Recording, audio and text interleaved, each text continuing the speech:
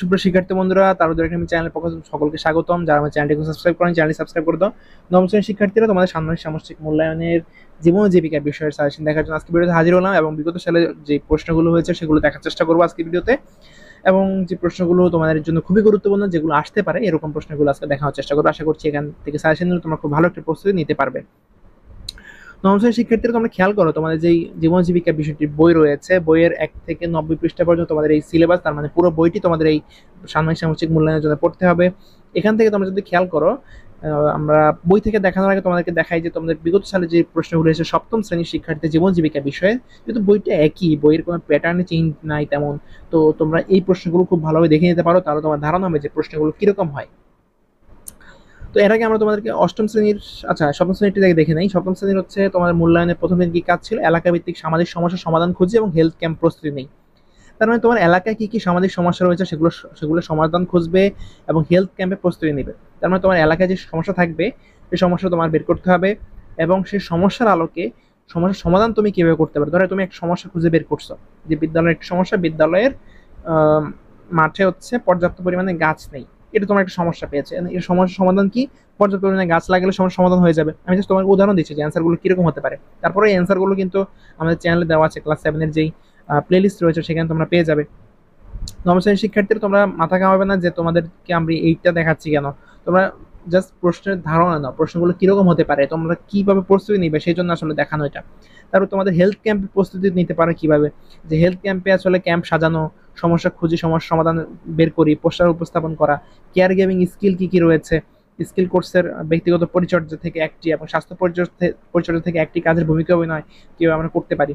তারপর হচ্ছে তোমরা সঞ্চয় কিভাবে করতে পারো, প্রতি শিক্ষার্থীরা সবাই মিলে সঞ্চয় করে কিভাবে একটি স্বাস্থ্য পরিচর্যার ভূমিকা অভিনয় করতে পারো সেটা তোমরা দেখতে পারো। কার কত সঞ্চয় হয়েছে পুরো বছরে সেটা দেখতে পারো, আগামী জন্য তৈরি হই। তোমরা নিজেদেরকে কোন কাজে দক্ষ মনে করো, নিজেদের কোনটি পছন্দ, নিজেদের বা কোন কাজে আগ্রহ তোমাদের রয়েছে, নিজের দক্ষতা এবং সামর্থ্য রয়েছে কিসে, নিজ সম্পর্কে অনেক ধারণা বা প্রত্যাশা কি, এগুলো লিখতে পারো। অভিভাবকের কি ধারণা বা প্রত্যাশা, বন্ধু বান্ধব কি ধারণা বা প্রত্যাশা করে। তারপর কাঙ্ক্ষিত পেশার জন্য পরিকল্পনা প্রণয়ন করতে পারো, যে তোমার যে কাঙ্ক্ষিত পেশা সেটা শর্টের আলোকে, স্ট্রেংথ, উইকনেস, এগুলোর আলোকে তুমি পেশার একটি পরিকল্পনা করবে। এই পরিকল্পনাটা হবে দীর্ঘমেয়াদী, তারপর হচ্ছে মধ্যমেয়াদী এবং স্বল্পমেয়াদী। কাঙ্ক্ষিত পেশার নাম লিখবে, তিন ধরনের পরিকল্পনা লিখতে বলা হয়েছে। এরকম প্রশ্ন আসতে পারে, এগুলো খুবই গুরুত্বপূর্ণ প্রশ্ন, তোমরা এগুলো দেখে যাও। এগুলো অ্যান্সার যদি চাও, আমি বললাম যেটা প্লেলিস্টে অ্যান্সারগুলো পেয়ে যাবে। আর হচ্ছে ভবিষ্যতের গল্প, তুমি ভবিষ্যতে যে পেশা যেতে চাও সেই পেশাকে কল্পনা করে একটি গল্প লিখতে পারো। পরবর্তী নির্দেশনা, হেলথ ক্যাম্প কিভাবে আয়োজন করতে, এরকম প্রশ্ন আসতে পারে। হেলথ ক্যাম্পের প্রশ্ন তোমাদের নাও আসতে পারে, তবে উপর যেগুলো দেখালাম সেগুলো আসতে পারে। হ্যাঁ, খুব ইম্পর্টেন্ট যেটা, প্রতিবেদন প্রণয়ন, তোমাকে একটি প্রতিবেদন লিখতে বলা হতে পারে।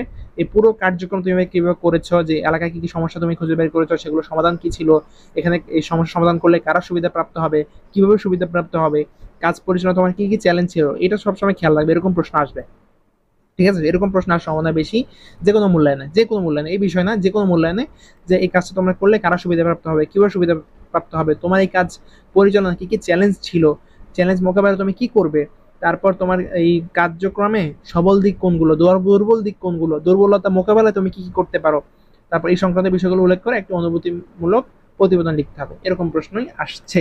তারপর বার্ষিকী যদি আমরা দেখি, বার্ষিকী কিরকম, ষান্মাসিকী কিরকম প্রশ্ন ছিল। ষান্মাসিকী ছিল পেশাজীবীর সাথে মত বিনিময় করে তাদের সম্পর্কে একটি প্রতিবেদন লিখে, তাদের বিভিন্ন বিষয় সম্পর্কে জেনে, তাদের যে যারা যে পেশা দিচ্ছে তারা সেই পেশা সম্পর্কে কার কি মতামত সেটা সম্পর্কে জানা, বিভিন্ন প্রশ্ন করা এবং সেই প্রশ্নগুলোর উত্তর জানা তাদের থেকে। পারিবারিক বাজেট প্রণয়ন, এটা যে তোমাদের বইতেই আছে, তোমরা যদি খেয়াল করো তোমাদের যে বই রয়েছে সেখানে হচ্ছে একটি বাজেট রয়েছে, পরিবার 1 মাসের পরিকল্পনা তৈরি, এইটা খুব ভালোভাবে দেখে যেতে পারো। তোমাদের এরকম প্রশ্ন আসতে পারে। আনুমানিক বরাদ্দগত খাদ্যে কি কি খাদ্য কিনবে সেটার বরাদ্দ, মানে মূল খাত, উপখাত এবং আনুমানিক বরাদ্দ। বস্ত্রে কি কি বস্ত্র কিনতে পারো বা কি কি খাতে ব্যয় হতে পারে এবং সেটা কত টাকা ব্যয় করবে। বাসস্থান, শিক্ষা, এটা তোমার বই থেকে খুব ভালোভাবে দেখে নিবে। এই প্রশ্নটা আসার সম্ভাবনা খুব বেশি, মানে 6 এবং 7 নং পৃষ্ঠা যেই কাজটি রয়েছে। আচ্ছা, তারপরে আমরা যেখানে ছিলাম, যে আর্থিক কাজে সহযোগিতার পরিকল্পনা বাস্তবায়ন, আমরা আমাদের পরিবার আর্থিক কাজে কিভাবে সহায়তা করতে পারি, আমরা কিভাবে টাকা সঞ্চয় করে সেটা দিয়ে আমরা পরিবারকে সাহায্য করতে পারি। তারপর অনলাইনে কেনাকাটা করতে পছন্দ করো, দারাজের একটি গ্রুপ আমাদের খোলা হয়েছে, তোমরা চাইলে এই গ্রুপে যুক্ত যেতে পারো। গ্রুপের লিঙ্ক ভিডিও ডেসক্রিপশন বক্সে দেওয়া থাকবে। তো দারাজের এই যে টেলিগ্রাম গ্রুপটি, দুটি গ্রুপ রয়েছে, একটা টেলিগ্রাম একটি হোয়াটসঅ্যাপ, যে কোনো একটা যুক্ত হয়ে দিলে পারো। এখানে তোমরা দারাজের কখন কোন অফারটি দেয়, কখন কোন অফারে তোমরা ভালো সুযোগ নিতে পারো। যেমন এখানে একটা দেখতে পাচ্ছ, এখানে একটি দোলনা রয়েছে, এটি 1150 টাকা দাম, কিন্তু তোমরা চাইলে 225 টাকা কিনতে পারো। সেটি কিভাবে কিনতে পারবে, কখন এই অফারটি থাকবে, কতজন এই অফারটি নিতে পারবে, সে সম্পর্কে বিস্তারিত এই গ্রুপে বলা আছে। তোমরা চাইলে এই গ্রুপে যুক্ত হয়ে যেতে পারো। এই গ্রুপে এখন পর্যন্ত 166টা পোস্ট করা হয়েছে এবং একটি হোয়াটসঅ্যাপ গ্রুপও রয়েছে এদের। তোমরা এই গ্রুপের লিঙ্ক ভিডিও ডেসক্রিপশন বক্সে দেওয়া থাকবে, তোমরা চাইলে সেখানে যুক্ত যেতে পারবে। আর্থিক কাজে সহযোগিতা পরিকল্পনা বাস্তবায়ন, এটা ছিল। এখানে পেশাজীবীর সাথে মতবিনিময় যে আমরা করেছিলাম, সেই মতবিনিময় থেকে আমরা কি কি শিখতে পেরেছি। যেমন এখানে বলা আছে যে প্রতিবেদন লিখতে হবে একটা, যে দেশীয় শ্রমবাজারে কৃষি, সেবা, শিল্প খাতে চাহিদার পরিবর্তন ধারা, বিভিন্ন তথ্য উপাত্ত পর্যালোচনা করে ভালোভাবে জেনে একটি প্রতিবেদন লিখতে হবে। পারিবারিক বাজেটটা লিখতে হবে। তারপর হচ্ছে পেশাজীবীর সাথে মতবিনিময় করার পরে আমাদের এখন কাজ হচ্ছে সেই প্রতিবেদনটা একে অপরের সাথে পরিবর্তন করে নিজেদের মতগুলো দেওয়া। এটি ছিল কাজ। এবার যদি আমরা আসি, এবার অষ্টম শ্রেণীর শিক্ষার্থীদের জীবন জীবিকা বিষয় 24 সালে যে প্রশ্নটা এসেছে, সেটা যদি খেয়াল করে, এখানে ছিল একটি সবুজ প্রকল্পের প্রস্তাবনা প্রণয়ন। এখানে একটি সমস্যার কথা বলা আছে, 5 ধরনের সমস্যা। এই 5 ধরনের সমস্যা তুমি যে কোনো একটি সমস্যা নির্দিষ্ট করবে এবং প্রশ্নের অ্যান্সার করবে এভাবে যে নির্বাচিত সমস্যার বর্ণনা। তুমি যেটা নির্বাচন করছো, ধরো তুমি এটা নির্বাচন করছো, নিজ প্রতিষ্ঠানের পাঠাগার, এটার একটা সমস্যা আছে, এটা নির্বাচন করছো। এখন এই সমস্যার বর্ণনা দিবে আগে, তারপর এই সমস্যাটি কেন তুমি নিছো সেটার যৌক্তিকতা লিখবে। তারপর প্রকল্পের সাথে সংশ্লিষ্ট পেশা শনাক্তকরণ, এই যে সমস্যাটা লিখেছো এটার সাথে কি কি পেশাজীবী মানুষরা জড়িত সেটা লিখতে পারো, সেটা লিখতে হবে। তারপর দ্বিতীয় অংশে ভবিষ্যৎ প্রযুক্তির মাধ্যমে প্রস্তাবিত সমাধান, যে সমাধানটি তুমি দিতে চাও এই প্রকল্পের, সেটা সমাধান ভবিষ্যৎ প্রযুক্তির মাধ্যমে কিভাবে দিতে পারো। তারপর প্রকল্প কেন্দ্রিক সম্ভাব্য নতুন পেশার দক্ষতা অন্বেষণ, এটা আসতে পারে।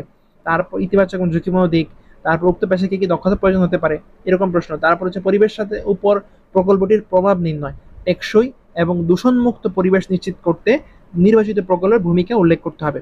তারপর সমাজ মানব কল্যাণে প্রকল্পটির ভূমিকা উপস্থাপন, এই প্রশ্ন আসতে পারে। এবং সর্বশেষে তুমি যে এই কাজটি করেছো এটা একটা অনুষ্ঠান সূচি তৈরি করতে হবে। তুমি যে এটি প্রকল্পটি বাস্তবায়ন করতে চাও সকলের সামনে, এটি বাস্তবায়ন করতে তোমাকে অবশ্যই একটি অনুষ্ঠান করতে হবে।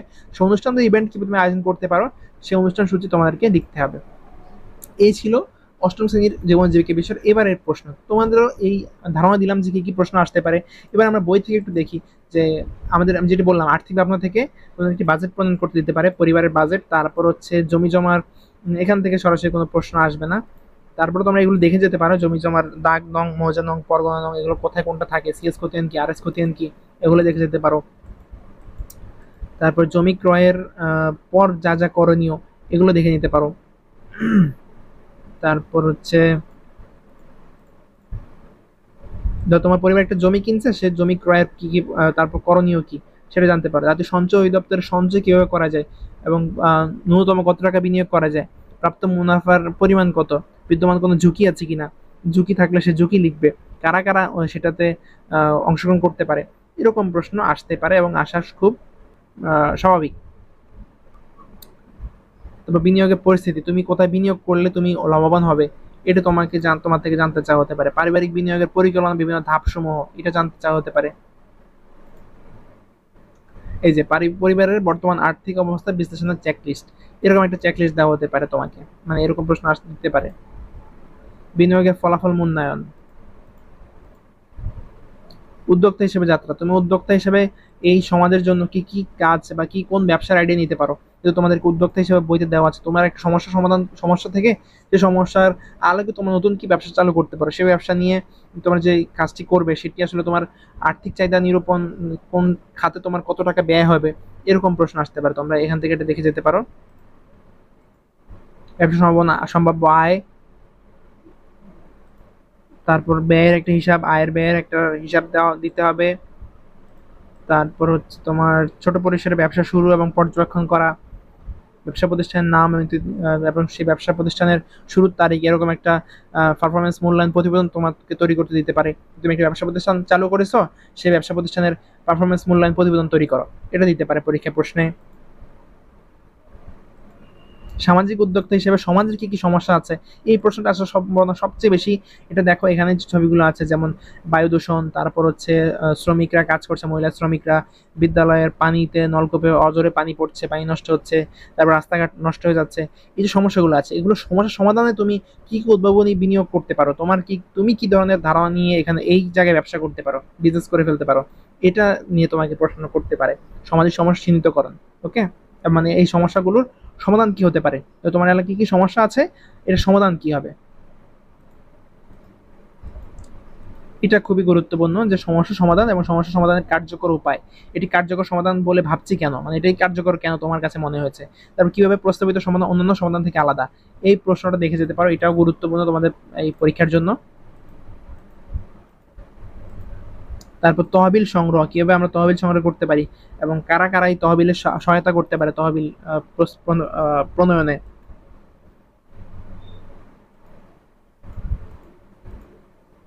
দলগত কাজ, এটা দেখে যেতে পারে, যদি দলগত কাজ যদি আসে তাহলে এরকম একটি দলগত কাজ আসতে পারে। নিজেদের যে অভিজ্ঞতা রয়েছে, একটি স্থানীয় ব্যক্তিবর্গগণ উক্ত অনুষ্ঠানে আমন্ত্রণ জানাতে পারবে, যেখানে তোমার নিজের অভিজ্ঞতার গল্প উপস্থাপন করবে। ধরো তুমি একটা ব্যবসার আইডিয়া নিয়েছো, এটা এটা প্রশ্ন আসতে পারে যে তুমি একটা ব্যবসার আইডিয়া সাজানোর ক্ষেত্রে কোন কোন দিকগুলো বিশেষ বিবেচনা রাখবে, যেমন আর্থিক পরিকল্পনার ক্ষেত্রে তুমি কি কি বিষয় বিবেচনা রাখবে ব্যবসা করার ক্ষেত্রে, প্রচার ও প্রসারের ক্ষেত্রে, ক্রেতার সেবা প্রদানের ক্ষেত্রে, পরিবেশ ও স্বাস্থ্য সুরক্ষার ক্ষেত্রে তুমি কি কি পরিকল্পনা রাখবে সেটি জানতে চাওয়া হতে পারে। স্বপ্নের কেরিয়ার সাজাই, তুমি যেই কেরিয়ার নিয়ে চিন্তা করো, সেই কেরিয়ারে তুমি কিভাবে কাজ করবে, সেইটার কেরিয়ার ভাবনা, তুমি কোথায় কাজ করতে চাও, নাসাতে কাজ করতে চাও না অন্য কোথায় কাজ করতে চাও, সেটার আগামী 10 বছরের সেটার পরিকল্পনা কি। আমি একটু আগে যেটি বলেছিলাম, যেরকম প্রশ্ন ছিল যে আমাদের স্বল্পমেয়াদী পরিকল্পনা, দীর্ঘমেয়াদী পরিকল্পনা, এরকম পরিকল্পনা তোমাদের কাছে জানতে চাওয়া হতে পারে। এবং সেই যে কাজ করবে সেখানে স্কিলস শিফট কি কি রয়েছে, তারপর কি কি সফট স্কিল রয়েছে জানা প্রয়োজন, কৃষিক্ষেত্রে তোমার কি কাজ রয়েছে, এগুলো তোমার থেকে প্রশ্ন জানতে চাওয়া হতে পারে।